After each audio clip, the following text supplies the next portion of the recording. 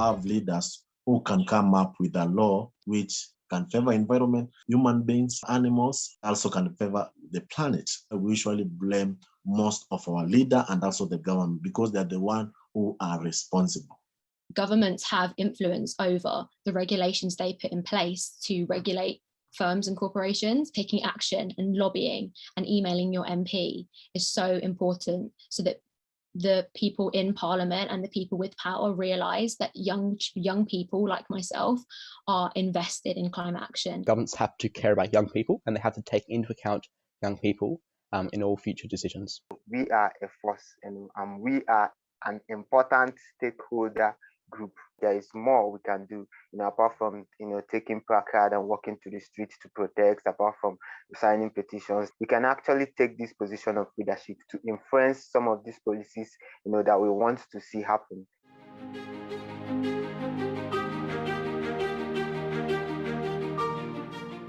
Mock COP is an international virtual youth climate summit.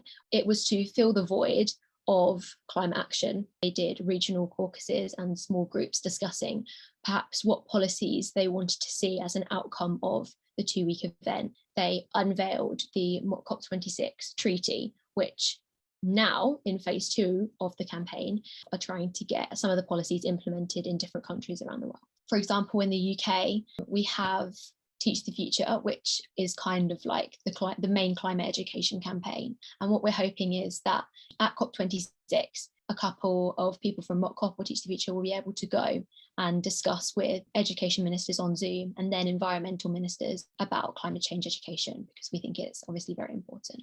We were reached out to by the firm Equity Generation Lawyers, and they wanted to bring a class action on behalf of all young people around Australia and needed some named litigants. And so they reached out to School Strike for Climate because we were and still are the biggest youth climate movement in Australia. And so from there, we got in touch with lawyers and we've been in touch with them ever since. And so we filed the case Sharma, and that one's through the courts forcing the Environment Minister to not approve coal mines because of her duty of care to young people.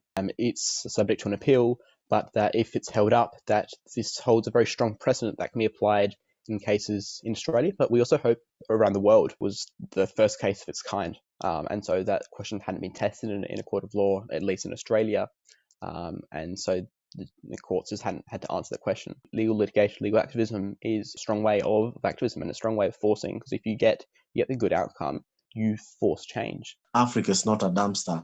Fossil fuel company, including Shell, they wanted to export the plastic waste material into Kenya. So here in Kenya, we have been able to ban plastic a long time ago. So we were able to tell them clearly why it's very bad for our government of Kenya to accept this plastic. The government were able to state very well that they are not going to accept such a deal. I found that the Great to Green movement, we grew to about 6 of my friends, and that was when we decided to develop a theory of how we want to effect change.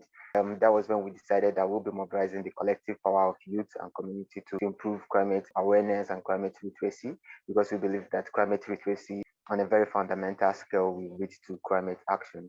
2 years down the line, we have a network of about 700 activists.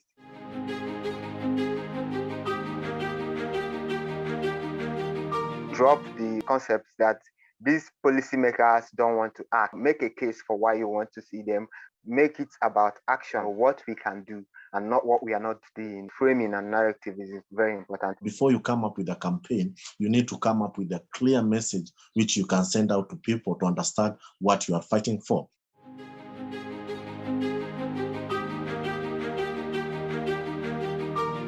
Get your friends involved, get your family involved, get your school involved, get everyone in your community involved. Turn urgency into creativity. It's only through a mass movement of people that we can force change. Make it about action, what we can do and not what we are not doing. Be yourself. Don't be like Greta. So you need to come up with your own way to see how you're going to fight, because we are the future generation and also we are the future leader.